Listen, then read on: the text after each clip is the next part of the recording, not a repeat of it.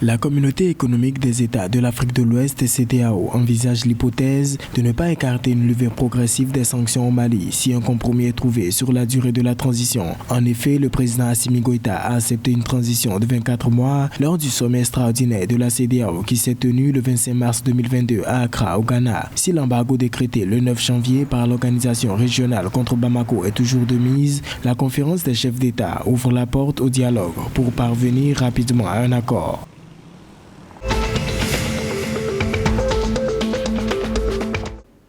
Selon une enquête d'opinion sur la conjoncture réalisée auprès des chefs d'entreprise par la direction de la prévision et des études économiques au Sénégal, le climat des affaires a connu une dégradation de 5,9 points en janvier 2022 en comparaison à décembre 2021. L'indicateur synthétique de ce climat des affaires s'est établi à 96,5 contre 102 en décembre 2021. Il est passé en dessous de sa moyenne de long terme qui est de 100.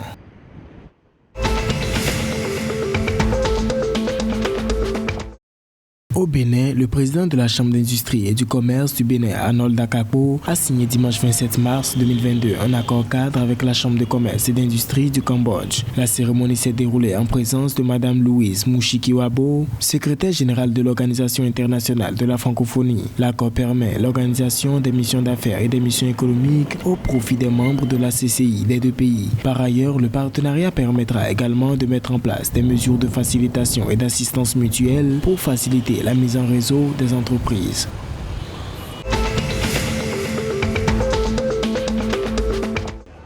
Au Togo, les prix à la pompe des produits pétroliers repartent à la hausse à compter du mardi 29 mars 2022. Le principal motif de cette annonce faite par le gouvernement est, selon les autorités, la hausse du prix du baril de pétrole sur le marché international. Ainsi, le super sans-plomb passe de 505 à 595 francs CFA le litre, en hausse d'environ 18%. Pour sa part, le litre du pétrole lampant sera désormais servi à 550 francs contre 400 francs jusque-là, en hausse de 37%.